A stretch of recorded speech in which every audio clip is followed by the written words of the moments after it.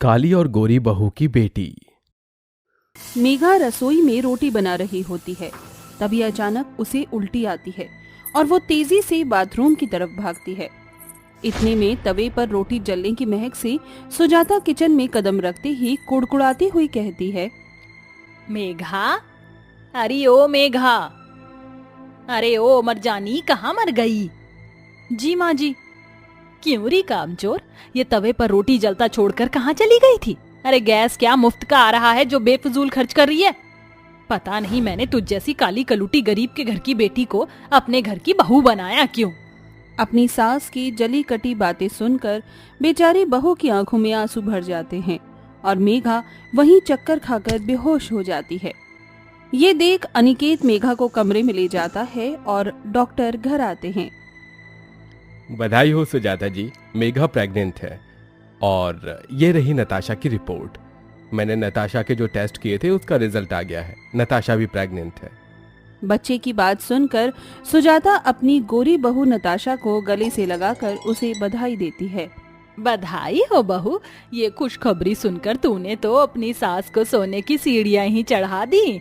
अब से तुझे ज्यादा से ज्यादा आराम करना है और अपने खाने पीने का खूब अच्छे से ख्याल रखना है। जहां एक तरफ सुजाता अपनी गोरी बहू के गर्भवती होने पर उसकी नजर उतारती है और आस पड़ोस में मिठाइयां बांटती है, वहीं अपनी काली बहू के लिए बिल्कुल भी खुश नहीं होती, जिस पर मेघा मन ही मन दुखी होकर कहती है, नताशा के साथ मेरा भी ये पहला बच्चा है, मगर माँ जी मेरे होने वाले बच्चे से बिल्कुल भी खुश नहीं हुई। आखिर इतना भेदभाव क्यों? अपनी सास के इस फर्क पर मेघा फूट फूट कर रोती है। ऐसे ही समय ढलता जाता है। जहां नताशा सारा दिन एसी की ठंडक में अपने कमरे में बैठी रहती, वहीं गर्भवती मेघा भरी गर्मी में पसीने से भीगकर खाना बनाती। फिर एक दिन, माँ जी, मुझे ना खट्टी सांभर खाने की क्रेविंग हो रही है, प्लीज बनवा दीजिए ना। अरे तो इसमें इतना हिचकने की क्या बात है? ऐसी हालत में मन कच्चा रहता है और खट्टी चीजें खाने का ही मन करता है। तू रुक मेघा, अरे ओ मेघा, जरा यहाँ तो आ। जी माँ जी। क्यों री कमबख्त, पैरों में मेहंदी लगा रखी है क्या? इतना धीरे क्यों चल रही है? वो सासू माँ ने कहा है ऐसे हालात में धीरे कदम रखनी चाहिए। तेरी माँ क्या कहती है और क्या नहीं, इससे मुझे कोई मतलब नहीं। मेरी नताशा बहू को सांभर खाने का मन कर रहा है, जाकर बना। माँ जी मुझे थोड़े पैसे दे दीजिए ना, मुझे बेसन का हलवा खाने का बड़ा मन कर रहा है। हा, तेरे मायके वालों ने क्या मुझे मनी ऑर्डर भेजा है जो तुझ निकट्टू निगोड़ी पर खर्च करती रहूं? और वैसे भी तू काली कलूटी चाहे लाख कुछ क्यों ना खा ले, होना खाक ही है। चल जा। सुजाता की फर्क भरी सोच के कारण लाचार मेघा मन मार कर रह जाती है। जहां सुजाता अपनी गोरी बहू नताशा को नारियल पानी पिलाती, उसे मेवे और गोंद के लड्डू खिलाती है, वहीं गरीब गर्भवती मेघा को उसके काले रंग के कारण खुशी से एक बताशा भी नहीं खिलाती। देखते ही देखते काली गोरी बहुओं की गोद भराई का दिन आ जाता है, जिसमें नताशा के अमीर मायके वाले उसके लिए महंगे महंगे तोहफे लाते हैं। वहीं सुजाता मेघा के मायके वालों को आने से भी मना कर देती है और नताशा की गोद भराई के लिए महंगा सा लहंगा सिलवाती है और सोने के गहने देती है। नताशा बहू, ये ले तेरी गोद भराई का लहंगा और ये गहने। Oh how sweet of you सासू माँ। सासू माँ, आपने मुझे गोद भराई में पहनने के कपड़े नहीं दिए। मैंने तेरे लिए कोई लहंगा नहीं सिलाया और फिर तुझ जैसी काली बहू पर पैसे खर्चने का फायदा ही क्या है? जो है वही पहन ले, वरना गनीमत तो तेरी गोद भराई ना होने में है। तेरी मुंह दिखाई में क्या कम हंसी उड़ी थी हमारी? अपनी सास को मेघा के काले रंग के लिए भला बुरा सुनाता देखकर नताशा बहुत खुश होती है। जिसके बाद गोरी और काली बहू की गोद भराई होती है, जिसमें सुजाता अपनी गोरी बहू को शगुन में सोने के सिक्के, मिठाइयाँ, गहने भी देती है। वहीं बेचारी काली बहू को उस बड़े दिन पर भी उसके रंग के लिए कोसती है, जिसे गोद भराई के जश्न में मेघा की उदास आंखों से आंसू छलक जाते हैं। 9 महीने पूरे होने के बाद दोनों बहुएं बेटियों को जन्म देती हैं। जहां मेघा को काली बेटी तो वहीं नताशा को गोरी बेटी पैदा होती है। मुबारक हो माता जी, आपके दोनों बहुओं को 2 प्यारी बेटियां हुई हैं। देखो मेघा, तुम मम्मी बन गई और मैं डैडी। अरे नताशा बहू, जरा देख कितनी प्यारी सी बेटी को जन्म दिया है तूने। व्हाट? मुझे बेटी हुई है, इसके कारण, सिर्फ इसके कारण मेरी फिटनेस और मेरा फिगर स्पॉइल हो गया और मेरी सिजेरियन डिलीवरी हुई है। ले जाइए इसे मेरे सामने से। बेटी को देखकर नताशा के अंदर की भड़ास एकदम से उसकी जुबान पर आ जाती है, जिसे सुजाता का मन खट्टा हो जाता है। यहाँ तक कि नताशा उस नन्ही सी बच्ची को दूध पिलाने से भी मना कर देती है, जिसके बाद मेघा उसे अपना दूध पिलाती है। 2 दिनों के बाद सुजाता गोरी काली बहुओं और उनकी बेटियों के साथ घर चली आती है। ढलते दिनों के साथ मेघा फिर से घर की जिम्मेदारी उठा लेती है। एक दिन नताशा अपने कमरे में बैठी हुई फोन चला रही होती है। वहीं उसकी नन्ही सी बेटी नित्या को रोता देखकर सुजाता गुस्से में बौखलाकर बोलती है, हद होती है नताशा बहू, कैसी माँ है तू?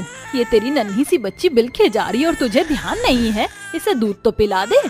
माफ करना माँ जी, मगर मैं इसे फीड करा के अपना फिगर खराब नहीं करना चाहती। वेल, आज मैं अपने मायके जा रही हूँ माँ से मिलने, तो अपनी सो कॉल्ड प्यारी सी पोती का ख्याल खुद रख लेना। हाँ। नताशा अपनी मॉडर्नपन का रौब झाड़कर पर्स उठाकर चली जाती है और सुजाता नित्या को गोदी में लेती है, मगर वो चुप नहीं होती। इतनी में मेघा कहती है, लाइए माँ जी, नित्या को मुझे दे दीजिए, आप थक गई होंगी। ऐसे ही दिन बीतता चला जाता है, मगर नताशा में कोई बदलाव नहीं आता। दिन गुजरते सालों के साथ नित्या और आराध्या बड़ी हो जाती हैं और उनका एडमिशन हो जाता है। माँ प्लीज मेरे बाल बना दो ना, आज मेरा स्कूल में फर्स्ट डे है। I said stop it नित्या, जब से पैदा हुई हो नाक में दम करके रख दिया है। कभी माँ जी मिच मिच करती हैं और बाकी टाइम मेरी ये नालायक बेटी सर खाती है। जा नहीं बनाती मैं तेरे बाल, सोने दे मुझे। अपनी माँ नताशा की चिल्लाहट से डरकर नित्या रोते हुए सुजाता के पास आती है। क्या हुआ मेरी प्यारी सी पोती, क्यों रो रही है? दादी माँ ने मुझे आज भी डांटा, मुझे प्यार क्यों नहीं करती है, जबकि मेघा चाची आराध्या को कितना प्यार करती है। उसकी चोटी बनाती है, उसे लोरी सुनाती है, अच्छा अच्छा खाना भी खिलाती है, मगर मेरी मम्मी तो मुझे जरा भी प्यार नहीं करती। नित्या को ऐसे रोता देखकर आराध्या उसके आंसू पोंछती है। नित्या रो मत, चुप हो जाओ, मेरे साथ चलो, माँ तुम्हारे बाल बना देंगी। नन्ही सी आराध्या के अंदर मेघा के गुणों को देखकर सुजाता पहली बार खुशी से उसके सर पर हाथ फेरती है और मन में कहती है, मैंने इस घर की नींव को खुद ढाया है। अगर मैंने काले गोरे में फर्क ना किया होता तो शायद उस रोज नताशा बहू अपनी नन्ही सी बच्ची को अपनाने से ना ठुकराती, मगर अब मुझे अपनी गलती को सही करना होगा। उसी शाम सुजाता नताशा का सामान उसके सूटकेस में डालती है। What's wrong with you सासू माँ? आप मेरा सामान सूटकेस में क्यों पैक कर रही हैं? क्योंकि तू मायके जा रही है बहू, अपनी माँ के पास, वो भी हमेशा के लिए। मगर क्यों? क्योंकि जब तुझे इस घर से कोई मतलब ही नहीं तो तू यहाँ रहकर करेगी क्या? कभी सोचा है जब तेरा मन होता है तो तू अपने मायके अपनी माँ के पास तो मिलने चली जाती है, मगर तेरी उस नन्ही सी बेटी का क्या, जिसकी जुबान पर माँ माँ की रट रहती है? तूने उसे अपने खून से सींचा, 9 महीने कोख में ढोया, उसे जन्म दिया, मगर अफसोस कि उसकी माँ नहीं बन सकी। देख इसके मासूम चेहरे को, क्या तेरा मन नहीं पिघलता इसे देखकर? सिर्फ इसलिए कि ये बेटी है। अरे तुझसे अच्छा तो मेघा, जिसने माँ बनने का एहसास जाना, अपनी भूख प्यास भूल कर ना सिर्फ अपनी बेटी बल्कि तेरी बेटी को भी पाला, उसे खिलाया, उसे गोद से पैरों पर खड़ा किया। तेरा दामन इसके दूध का भी कर्जदार है, जिसे मेघा बहू ने नित्या पर न्योछावर कर दिया। अपनी सास के मुंह से ताने भरी सच्चाई सुनकर नताशा की आंखों में आंसू भर आते हैं और वो नित्या को गले से लगाकर उसे चूमती हुई बोलती है, नित्या मेरी बच्ची, अपनी माँ को माफ कर देना। मैं तुझ पर अपनी ममता लुटा ना सकी, तुझे अपना ना सकी, और मेघा हो सके तो मुझे माफ कर देना। मैंने तुम्हारे काले रंग के कारण तुम्हें हमेशा कोसा, मगर तुमने मेरी बच्ची की परवरिश की। मैं जिंदगी भर तुम्हारी कर्जदार रहूंगी। नताशा, जो हुआ वो भूल जाओ। मेरे लिए इस घड़ी खुशी की बात और क्या हो सकती है कि एक बेटी को उसकी माँ मिल गई। उस दिन के बाद से सुजाता के मन से काले गोरे का फर्क मिट गया। वहीं नताशा के मन में बेटियों के लिए उदासीनता का भरा भाव भी खत्म हो गया और दोनों बहुएं अपनी बेटियों के साथ हंसी खुशी रहने लगी। रात के 10 बज रहे थे। गौरी अभी आंखें गड़ाकर सिलाई मशीन पर कपड़े सिल रही थी। तभी रानी रोते हुए कहती है, दीदी मुझे बहुत जोरों की भूख लगी है, खाना बना दो ना। गौरी सिलाई मशीन रोक देती है और राशन का डिब्बा खोलती है, जिसके अंदर थोड़ा सा आटा था। गौरी जल्दी से आटा मढ़कर चूल्हा फूंक कर रोटियां बनाकर अपने छोटे भाई बहन को खाने को दे देती है। चिंटू, रानी, चलो खाना खा लो। ये भी कोई खाना है? सिर्फ सूखी रोटी, साथ में सब्जी नहीं। रानी, तुम्हारी दीदी के पास सब्जी खरीदने के लिए पैसे नहीं थे, बस आज के लिए ये खा लो। दोनों बच्चे कुड़कर आधी अधूरी रोटी खाकर सो जाते हैं। ये कहानी है गौरी की।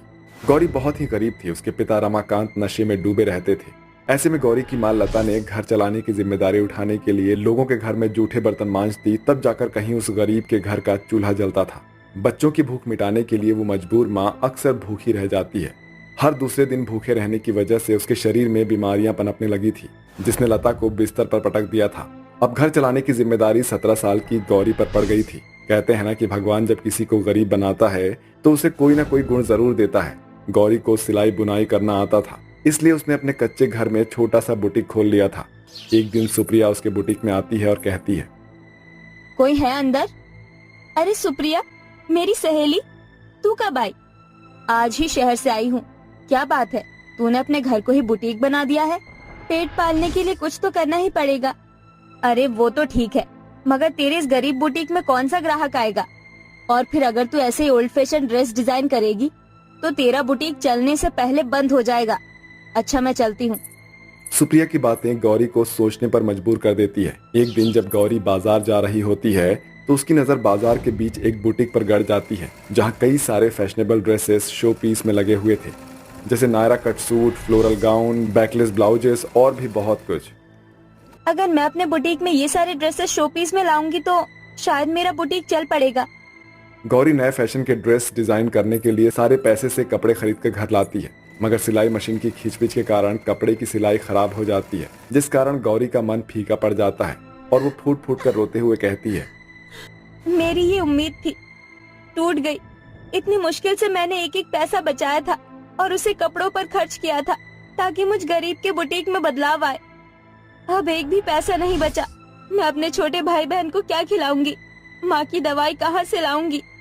गौरी इस तकलीफ से उभरी भी नहीं थी कि उसके पिता रमाकांत नशे में चूर घर आता है और उसके मुंह से शराब का भभका उठ रहा था।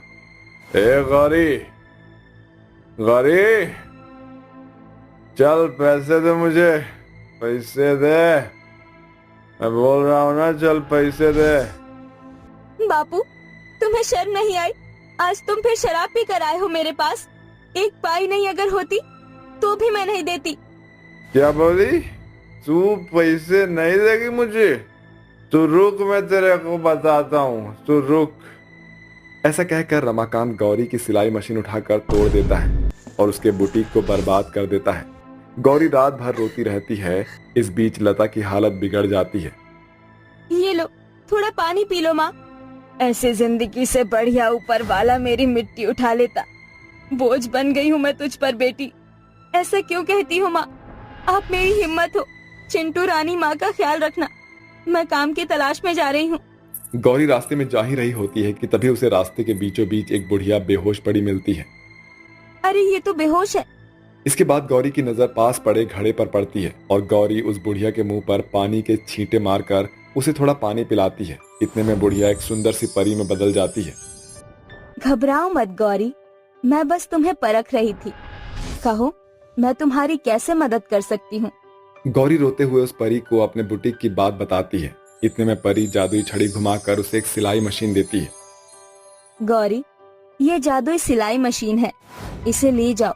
जैसे ही तुम इसे अपने घर में जगह दोगी, तुम्हारा घर जादुई बुटीक में बदल जाएगा। गौरी खुश होकर वो सिलाई मशीन घर लेकर आती है और परी के कहे मुताबिक सिलाई मशीन के घर में लाते ही उसका गरीब घर बड़ी रोशनी से भरकर जादुई बुटीक में बदल जाता है, जहाँ सुंदर कपड़े बुटीक की शोभा बढ़ा रहे थे। उस प्यारी परी की कही बात सच हो गई। मुझ गरीब का बुटीक जादुई बुटीक बन गया। क्या ये जादुई सिलाई मशीन मेरा कहा हर कपड़ा सिल सकता है? मुझे इसे जांचना चाहिए। मैं चाहती हूँ कि इसी पर मेरे जादुई बुटीक में फैशनेबल लहंगे हो। गौरी की इतना कहते ही सिलाई मशीन चलने लगता है। धागों की रील खुद ब खुद खींचने लगती है और सिलाई मशीन में लगी सुनहरी सुई लहंगे सिलने लगती है। अब पूरे बुटीक में लहंगे ही लहंगे टंगे हुए थे, जिसे देखकर गौरी की खुशी का ठिकाना नहीं था। जो कोई गौरी के बुटीक के आगे से गुजरता था, उसकी सीधी नजर कपड़ों की डिजाइन पर गड़ जाती थी, जिसके बाद औरतें उसके बुटीक में आने लगती हैं। एक दिन शिफाली और नित्या नाम की 2 सहेलियां उसके बुटीक पर आती है। Wow, it's amazing. तुम्हारे बुटीक में कितने ट्रेंडी आउटफिट्स हैं। ये मेरी सहेली शिफाली है, इसकी शादी है, इसे वेकल्स लहंगा चाहिए। मुझे शरारा।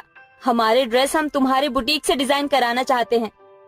मगर मैंने तो आज तक कभी शरारा ड्रेस सिला नहीं। कोई बात नहीं, मेरा जादुई बुटीक है ना। गौरी ने हाँ कर दी और उनके जाने के बाद कहा, हे मेरी जादुई सिलाई मशीन, मेरा ये बुटीक तुम्हारे बदौलत है। मुझे शरारा और बैकलेस लहंगा चाहिए। जादुई सिलाई मशीन कुछ ही घड़ी में लहंगा और शरारा सिल देती है और जादुई बुटीक उसे अनोखी चमक से भर देता है। नित्या और शिफाली गौरी की खूब वाहवाही करती है। Oh my god, Gauri you are very talented. कितना प्यारा शरारा डिजाइन किया है तुमने। हाँ Gauri, I love this lehenga. तुम्हारे हाथों में तो जादू है। तुम्हें तो सव्यसाची के लिए ड्रेस डिजाइन करना चाहिए। अब हमारे फैमिली फंक्शन में ड्रेस हम तुम्हारे ही बुटीक से डिजाइन करवाएंगे। गौरी की जादुई बुटीक और सिलाई मशीन का असर नित्या और शिफाली पर इस कदर छा गया था कि गौरी का जादुई बुटीक चल पड़ता है, जिसकी वजह से अब दूर दूर तक रहने वाले रिहायशी लोग भी उसके बुटीक से कपड़े डिजाइन करवाने आते थे, जिससे गौरी की अच्छी कमाई शुरू हो गई थी और उसने अपनी माँ का इलाज करवाना शुरू कर दिया और दोनों भाई बहनों को अच्छे स्कूल में एडमिशन भी दिलवा दिया। गौरी बेटी, तूने बहुत जिम्मेदारी उठा ली। अब मैं ठीक हूँ। एक न एक दिन तुझे अपनी दुनिया बसानी है। तेरे लिए बड़ा ही अच्छा रिश्ता आया है। मैंने हाँ कर दी है। ठीक है माँ। ढलते समय के साथ गौरी की शादी की तैयारी शुरू हो गई थी। गौरी भरी आंखों से अपनी जादुई बुटीक को देखते हुए कहती है, मेरी जादुई बुटीक, मेरे मायके में मेरा आखिरी दिन है। मेरी शादी के लिए मुझे सुंदर सा लहंगा दो।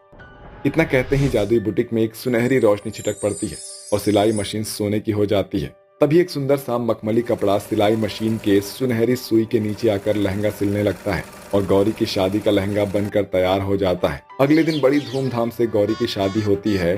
सभी की नजरें गौरी के लहंगे पर गड़ी हुई थी। ये सभी वही लोग थे जो कल तक गौरी की गरीबी और उसके बुटीक का मजाक बनाते थे।